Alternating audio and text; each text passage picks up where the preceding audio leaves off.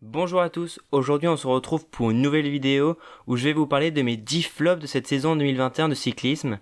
Mais avant ça, n'oubliez pas d'aller vous abonner à ma chaîne pour ne rien rater de mes vidéos et de lâcher un petit pouce bleu. Et sur ce, bon visionnage. On commence le top 10 de mes flops avec à la 10ème place le requin de Messine, Vincenzo Nibali, qui cette saison a eu comme référent, j'ai envie de dire, que seulement une 9ème place sur Tirreno Adriatico, ce qui n'est pas une bonne saison clairement pour Vincenzo Nibali. Le coureur de 36 ans n'a gagné aucune course et on sent que le requin Messine est petit à petit sur le déclin. Il a été très peu acteur sur la grande boucle, à part lors de l'étape marathon menant au Crozo, mais on sent que Nibali est sur la fin de sa carrière et que désormais il ne pourra jouer que des victoires d'étape et non plus des classements généraux de grand tour. C'est donc pour cette raison que c'est un flop cette année, même si son âge, forcément, c'est une excuse légitime et ça peut expliquer aussi son manque de résultats. 9ème dans mon classement, on retrouve le Colombien Rigoberto Urán. Alors malgré une belle victoire sur le contre-la-montre du Tour de Suisse, avec à la clé une 2ème place au général derrière Richard Carapaz, le coureur de la IF, il ne performe plus sur le classement des grands tours. La preuve sur le Tour de France cette année, il a complètement explosé lors des 2 étapes pyrénéennes arrivant au col du Portet et à l'Uzardiden. On voit mal comment le coureur colombien puisse retrouver une 2ème jeunesse dans sa carrière en essayant par exemple de jouer la gagne dans les échappées ou essayer de jouer les classiques par exemple quand on connaît son panache et son instinct plutôt attentiste, on peut le dire. 8ème au classement, on retrouve le Danois Jakob Fuglsang de l'équipe Astana qui a fini 3ème du Tour de Suisse et 9ème des Strade Bianche. Là aussi, comme Urán et Nibali, on sent bien que Jakob Fuglsang est vieillissant, qu'il n'est pas à l'apogée de sa carrière et que voilà, ses plus belles années sont passées. Sa plus belle saison finalement, ça a été celle de 2019 où il a remporté Liège-Bastogne-Liège notamment. Donc voilà, on sent bien que chez Astana, on veut partir sur un nouveau cycle et que Fuglsang ne fait plus partie des plans d'Alexander Vinokourov. Et donc on parlait de lui à la Cofidis, finalement ça ne va pas se faire. On parlait également de lui à la Bike Exchange. C'est un dossier qui est encore en cours, mais en tout cas voilà. Astana va se séparer de Jakob Fuglsang, c'est sûr, après avoir où sera sa destination finale. Alors 7ème au classement, vous allez me trouver un petit peu dur, mais j'ai choisi de mettre le Suisse Marc Hirschi de l'équipe UAE qui a remporté la 2ème étape du Tour du Luxembourg. Et voilà, il n'y a rien d'autre à dire par rapport à Hirschi sur cette saison 2021. S'il a fait 6ème je crois de Liège-Bastogne-Liège, ce qui est plutôt bien, c'est sûr, mais il nous avait tellement habitués à mieux l'an passé. Il avait fait une saison extraordinaire, vainqueur de la Flèche Wallonne, il a fini 4ème de Liège-Bastogne-Liège, mais je suis persuadé que sans l'écart fait par Alaphilippe, c'est lui qui s'impose. Voilà, il était bien placé au 3ème je crois au championnat du monde, derrière Alaphilippe et Van Aert. Donc voilà, c'est une saison très décevante et j'espère qu'on va revoir le grand Marc Hirschi de 2020.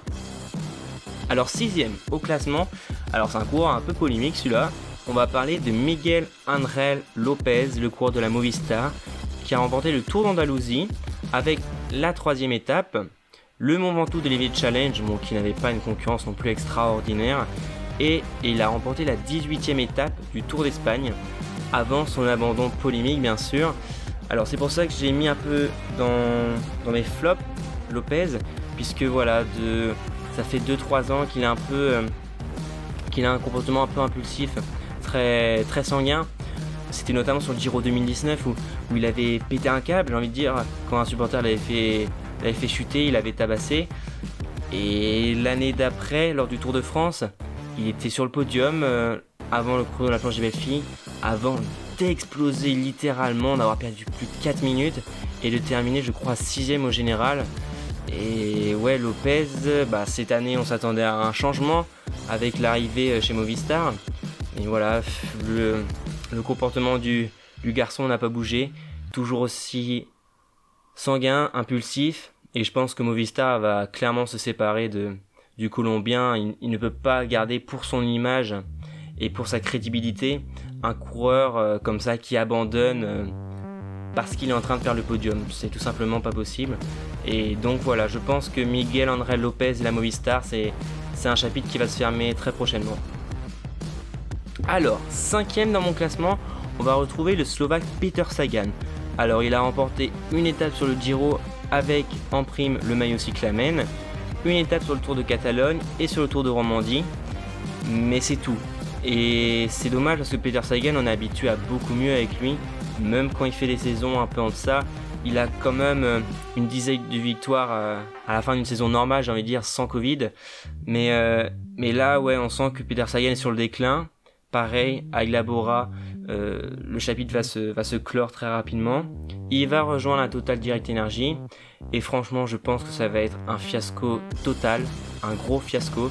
Même si on va avoir des coéquipiers qui vont rejoindre, comme Maciej Bodnar, Juraj Sagan, son frère, ou Danielos, Total Direct Energy, c'est pas du tout la bonne équipe pour Peter Sagan. Déjà, ce n'est pas une équipe World Tour.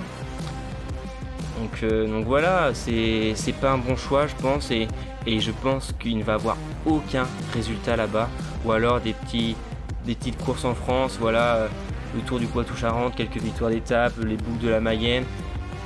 Mais il ne fera pas mieux, Peter Sagan, s'il veut retrouver son niveau de 2016, de 2017 ou même de 2018, il fallait qu'il reste dans une équipe World Tour. Ce n'est pas le cas et je pense que voilà, Peter Sagan, là aussi, est sur la fin de sa carrière. 4ème au classement, on retrouve le Basque Mikel Landa, qui encore une fois n'a pas été chanceux cette année. Alors il a quand même remporté le Tour de Burgos, mais sinon il a fini 3ème de Tirreno Adriatico, 8ème du Tour du Pays Basque, et il a abandonné sur le Giro alors qu'il était dans une forme assez impressionnante quand même, il faut le dire. Mais voilà, il a abandonné à cause d'une chute une nouvelle fois. Et puis sur la Vuelta, ça a été le désert, la traversée du désert vraiment pour Mikel Landa, qui a été inexistant et qui a abandonné lors de la 19e étape. Heureusement que Bahreïn fait une saison extraordinaire, parce que l'année d'avant il comptait quand même pas mal sur Mikel Landa. Et là, cette année, Landa était inexistant. C'est pour ça que j'ai décidé de mettre Landa dans mes 10 flops de cette saison 2021. On va arriver maintenant au podium de mes 10 flops avec à la 3ème place Arnaud Démare. Alors Arnaud Démare, il a quand même remporté le général des boucles de la Mayenne avec 3 étapes et une étape de la route d'Occitanie. Mais l'année dernière c'était extraordinaire ce qu'Arnaud Démare nous avait fait. Il avait remporté plusieurs étapes sur le Giro, 2ème des championnats d'Europe, champion de France. Voilà, c'était le grand Démare l'an passé. On s'attendait à ce que cette année, il réalise un Tour de France extraordinaire avec une dizaine de victoires sur la saison. Mais ça n'a pas été le cas et Arnaud Démare, c'est un flop. Sur le Tour de France, il a fini hors délai lors de l'étape de Tignes. Et sur la Vuelta, voilà, il a terminé 2ème, je crois, derrière Jacobsen lors d'une étape. Mais sinon, ça a été calme plat. Donc voilà, Arnaud Démare, c'est un flop pour moi de cette saison 2021.